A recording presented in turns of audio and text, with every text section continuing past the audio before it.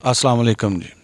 आपका host Shahid Mushtaq advocate voice of Punjab के साथ आपकी खिदमत में एक दफ़ा फिर हाज़िर हूँ और हमारे साथ सईदा फ़रोज़ा रुबाब एडवोकेट यहाँ पे मौजूद हैं। हम उनसे पूछेंगे कि उनकी इलेक्शन कैंपेन कैसी चल रही है, उनका इलेक्शन के लिए एजेंडा और मंशूर क्या है और क्या उनके मकासद हैं, क्या मिशन लेके वो ये इलेक्शन कंटेस्ट कर रही हैं। सबसे पहले मैं आपसे पूछूंगा कि आप किस सीट पे कंटेस्ट कर रही हैं, आपका सीरियल नंबर क्या है, तो अपना तारफ़ ज़रा करा दीजिए। जी, अस्सलाम वालेकुम जी। मैं सैयदा फ़िरोज़ा रुबाब एडवोकेट हूँ, ex finance secretary Lahore high court bar हूँ मैं, और अभी मैं उम्मीदवार मेंबर पंजाब बार के लिए हूँ और मेरा सीरियल नंबर 87 है। और मेरी आप सबसे रिक्वेस्ट है कि मुझे वोट कीजिएगा, सपोर्ट कीजिएगा। इस इलेक्शन के लिए आप क्या मंशूर लेके मैदान अमल में आई हैं? जी बिल्कुल, आपने बहुत सी इंटरव्यूज़ किए होंगे, बहुत से आपने लोगों से बातें की होंगी, सब लोगों के मुख्तलिफ व्यूज़ हैं, अपने अपने मंशूर हैं। मेरा चूँकि मैं थोड़ा सा अपना प्रीवियस हिस्ट्री आपको बता दूं कि मेरा इस फील्ड से, काले कोट से पिछले 16 साल से ताल्लुक़ है। और अल्हम्दुलिल्लाह जैसे ही मैंने फील्ड में कदम रखा था तो उस वक्त एक तहरीक चल रही थी फ्रीडम ऑफ जुडिशरी की, रूल ऑफ लॉ की, काले कोर्ट की बका की। मैंने उस तहरीक में रूल ऑफ लॉ और काले कोर्ट की बका के लिए एहतजाज के तौर पे लाहौर से इस्लामाबाद तक पैदल सफ़र किया था। और आपने अक्सर देखा होगा मीडिया पे और काफ़ी लॉयर्स की ज़ुबानी भी कोई भी इशू हुआ तो मेरे स्लोगन्स बड़े फेमस हुए, जिसमें सबसे ज़्यादा जो फेमस है स्लोगन मेरा ज़िंदा है वकला। ये नारा मैंने लगाया था जब ट्यूलिप होटल के करीब हम लोग लाहौर से इस्लामाबाद तक एहतजाज के तौर पे पैदल जा रहे थे, तो हमें वहाँ पे कुछ एजेंसियों की मदद की वजह से हमें तशद्दुद का निशाना बनाया गया। उस पर मैंने ये वाला नारा लगाया था, ज़िंदा है वकला ज़िंदा है, जो कि इस कदर फेम इख्तियार कर चुका कि अभी कोई भी इशू होता है सबसे पहले यही एक नारा लगता है। और उस दिन से लेके आज तक मेरा ये 16 साल का जो सफ़र गुज़रा है, मेरा वो एहतजाज अभी भी जारी है।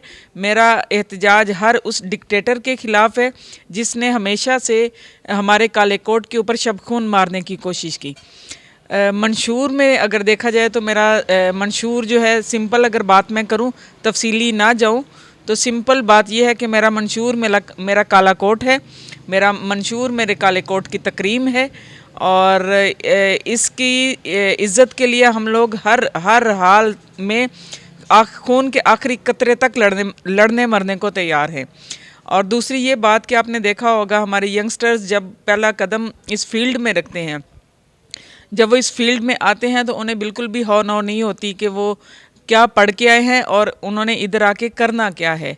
तो मेरे मंशूर का पहला एजेंडा जो है वो ये है कि हमारे यंगस्टर्स को इस तरह से फैसिलिटेट किया जाए, उनको इस तरह से गाइडलाइन दी जाए कि वो अपनी फील्ड के अंदर अच्छे तरीके से एक बेहतर शहरी के तौर पे, बेहतर वकील के तौर पे सरवाइव कर सकें।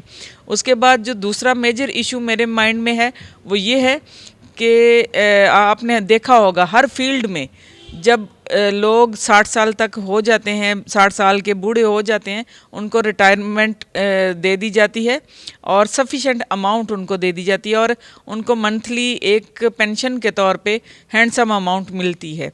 लेकिन हमारा एक ये इदारा जो है, ये फील्ड जो है वकला की, इसमें 60, 70, 80, 90 जितनी भी बंदे की उम्र है वो आखिरी सांस तक अपनी फील्ड में खुद कमाता है, खुद खाता है। ऐसा कोई उसके लिए फैसिलिटेशन कोई भी ऐसी नहीं होती कि जिससे वो फैसिलिटेट हो।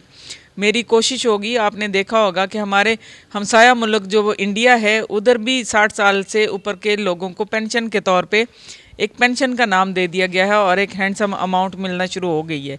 तो मेरी भी ये कोशिश होगी कि मैं इस एजेंडे पे भी भरपूर तरीके से काम करूं और आवाज़ उठाऊं। अगर आप कामयाब होती हैं तो उसके बाद आप सबसे पहले किस इशू पे काम करेंगे?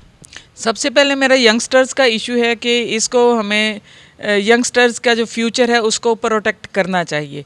क्योंकि हमारा जो यंग ब्लड है जब इस फील्ड में आते हैं वो बेचारे शटल कॉक की तरह कभी एक कोर्ट से दूसरी कोर्ट से ऑफिस से कोर्ट में जाते हैं। उनको ऐसी कोई प्रोटेक्शन होती नहीं है, ना ही उनको समझ आ रही होती है कि हमारे साथ क्या हो रहा है। वो ऐसी सूरत में ऐसा करते हैं, खुद की परवरिश खुद करना शुरू कर देते हैं, और बाज़ लोग जो हैं वो पॉजिटिव रह जाते हैं, कई लोग नेगेटिव रास्ते इख्तियार कर लेते हैं, मार धाड़ वाल करना शुरू कर देते हैं, लाइक इसी तरह। लेकिन अगर हम उन लोगों को अच्छा माहौल प्रोवाइड करेंगे तो उनका फ्यूचर जो है वो प्रोटेक्ट होगा। हम उनको अच्छी गाइडलाइन देंगे, तरीके से उनको एक बात ज़रूर है, जो बाज़ लोगों के दिलों में ये वाली बात आ जाती है कि शायद मेंबर पंजाब बार बनने के बाद ऐसी फैसिलिटेट करेंगे कि उनको माहाना मंथली कोई हाथ में पकड़ा दी जाएगी या इस तरह हो जाएगा, इस तरह हो जाएगा, तो शायद हमारे आजकल के बच्चे बिगड़ जाएंगे। ऐसा नहीं है। हमारा आज का जवान जो है बड़ा खुददार है, वो अपने बाजू के ज़ोर पे कमाना जानता भी है और चाहता भी है। आपके लिए हम नेक तमन्नाएं और अल्लाह ताला से दुआ गो हैं कि अल्लाह आपको कामयाबी बख्शे। अपनी वोट रिक्वेस्ट और अपना सीरियल नंबर वगैरह ज़रा अपने सारे वकला बरादरी तक पहुंचा दें। जी, मेरी सबसे रिक्वेस्ट है कि मैं सैयदा फ़िरोज़ा रुबाब एडवोकेट हूँ, लाहौर सीट से मैं उम्मीदवार हूँ मेंबर पंजाब बार काउंसिल के लिए, और मेरा सीरियल नंबर 87 है 87। और मेरी आप सबसे रिक्वेस्ट है कि आप मुझे वोट कीजिएगा, सपोर्ट कीजिएगा, मेरी मदद कीजिएगा। इंशाल्लाह आपको कभी शर्मिंदगी का सामना नहीं करना पड़ेगा।